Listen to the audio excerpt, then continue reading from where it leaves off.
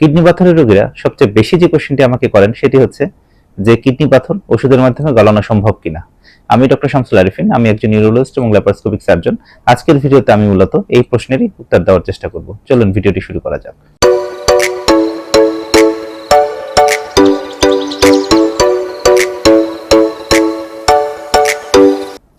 কিডনিতে পাথর বিভিন্ন ধরনের হয়ে থাকে, তবে সবচেয়ে কমনলি অর্থাৎ সবচেয়ে বেশি যে পাথরটি তৈরি হয় সেটি হচ্ছে ক্যালসিয়াম কন্টেনিং স্টোন বা ক্যালসিয়াম স্টোন। ক্যালসিয়ামের বিভিন্ন ধরনের কম্পোজিশন দিয়ে এটি মূলত তৈরি হয়ে থাকে, যেমন ক্যালসিয়াম অক্সালেট, ক্যালসিয়াম ফসফেট ইত্যাদি। তো 80 থেকে 90% ক্ষেত্রেই এই পাথরটি তৈরি হয়, এবং সবচেয়ে দুঃখজনক ব্যাপার যেটি রয়েছে সেটি হচ্ছে যে এই ক্যালসিয়াম কন্টেনিং স্টোন বা এই ক্যালসিয়াম স্টোনগুলা আসলে গলানো সম্ভব না, কোনো ওষুধের মাধ্যমে এটি গলানো সম্ভব না। অর্থাৎ এখন পর্যন্ত আমাদের হাতে প্রাপ্য যে ওষুধগুলো বের হয়েছে বা বিশ্বের স্বীকৃত অন্যান্য যে ওষুধগুলো রয়েছে, এই ওষুধগুলোর মাধ্যমে এই ক্যালসিয়াম স্টোনটাকে আসলে গলানো সম্ভব না। এটি দুঃখজনক কথা এবং এটি সত্যি কথা। প্রশ্ন হচ্ছে যে কোন জাতীয় পাথর গলানো সম্ভব। পাথর গলানো সম্ভব যদি আপনার পাথর ইউরিক অ্যাসিড হয়ে থাকে। ইউরিক অ্যাসিড কন্টেনিং স্টোন যদি হয় সেক্ষেত্রে এটি গলানো সম্ভব হতে পারে। কিভাবে হতে পারে? যে যদি আপনার ইউরিক অ্যাসিড কন্টেনিং স্টোন হয়, সেটি মূলত হচ্ছে এক ধরনের অ্যাসিডিক ইউরিনে তৈরি হয়, অর্থাৎ সেই ইউরিনের পিএইচ সাধারণত 5.5 বা 6 এর আশেপাশে থাকে। তো এটি হচ্ছে মূলত এক ধরনের অ্যাসিডিক এনভায়রনমেন্ট।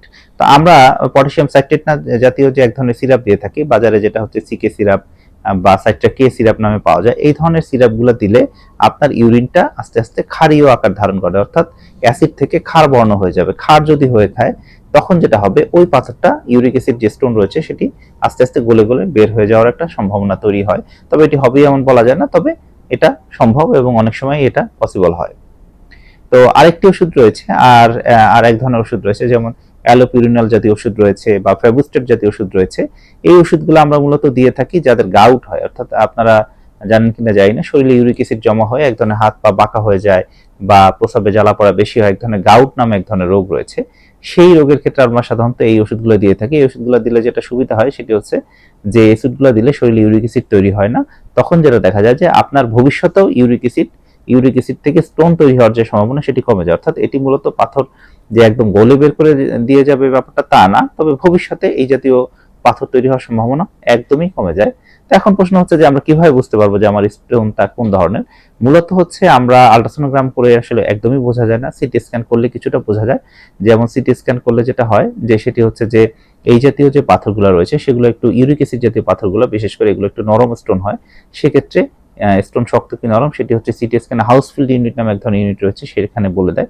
সেই হাউসফিল্ড ইউনিট যদি 200 থেকে 400 বা 500-র মধ্যে হয় তখন আমরা ধারণা করি যেটা ইউরিক অ্যাসিড হতে পারে।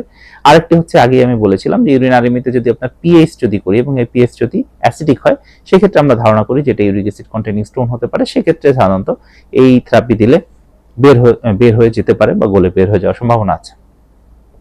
তাহলে এখন আপনারা প্রশ্ন করতে পারেন যে আসলে আপনারা যখন পাথর ধরা পড়ে তাহলে আমরা যে ওষুধগুলো দিই সেটা কি ধরনের ওষুধ দিই। আসলে দেখুন, এটি হচ্ছে পাথর গলে বের করার ওষুধ দিই না, আমরা বিভিন্ন কারণে ওষুধ দিই। এক নম্বর কারণ হচ্ছে যে আপনার পাথর থাকলে ইউরিনে বারবার ইনফেকশন হয়, সেক্ষেত্রে আমরা অনেক সময় অ্যান্টিবায়োটিক সাজেস্ট করি। আর এক ধরনের ওষুধ আমরা দেই, সেটি হচ্ছে আপনার পাথর যদি নিচের দিকে নামা শুরু করে, অর্থাৎ ইউরেটারে চলে আসে এবং পাথরের সাইজ যদি ছোট হয়, তাহলে এক ধরনের ওষুধ রয়েছে, সেটি দিলে সাধারণত ওই পাথরের নামাটা আরো ত্বরান্বিত হয় এবং দ্রুত ওটা বের হয়ে যায়। এখানে গোলে বের হচ্ছে না, ভেঙে যেহেতু ছোট অবস্থাতে আছে, সেক্ষেত্রে সেটা খুব দ্রুততার সাথে বের হয়ে যাওয়ার সম্ভাবনা থাকে। এবং কিডনিতে পাথর হলে অনেক সময় ব্যথা হয়, সুতরাং আমরা সেই ব্যথার ওষুধও দিয়ে থাকি। তো মূলত এইসব কারণ মিলিয়ে আমরা হচ্ছে কিডনি পাথরের চিকিৎসা দেই।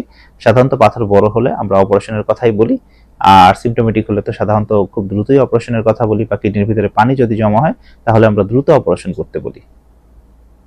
আর কোনো ধরনের কোনো অপতথ্য বা ভুল তথ্য বিশ্বাস করবেন না। অনেকে সাধারণত যেটা দেখা যায় যে কিডনিতে পাথর গলানোর নামে এক ধরনের ওষুধ বিক্রি করার চেষ্টা করেন। এই ওষুধে কিডনি আরো ক্ষতি হবে, আপনার আরো ক্ষতি হবে। আসলে আমাদের দেশের মানুষের যেটা হয় যে কোনো জিনিস বিশ্বাস করার একটা প্রবণতা সবচেয়ে বেশি, এবং সাধারণত কবিরাজ বা অন্য অপচিকিৎসক যারা রয়েছেন তারা সাধারণত দেখা যায় যে এক ধরনের ওষুধ বিক্রি করার চেষ্টা করেন, পাথর গলে দিবেন, এই হবে সে হবে। এই ধরনের ওষুধ খেয়ে কিডনি নষ্ট হয়, আমাদের কাছে অনেক ধরনের রোগী আসেন। সুতরাং এই ধরনের তথ্য কখনোই বিশ্বাস করবেন না। তথ্য যদি আপনার সন্দেহ হয় কোনো জিনিসের সম্বন্ধে, আপনার কনফিউশন থাকে, বিশেষ করে ইউরোলজিক্যাল ক্ষেত্রে, অবশ্যই সরাসরি আপনি আমাকে জিজ্ঞাসা করতে পারেন। আমি আমার প্রশ্নের উত্তর দেওয়ার চেষ্টা করি সবসময়। আর তারপর আপনার ইন্টারনেটে নিজেরাও সার্চ করে দেখতে পারেন।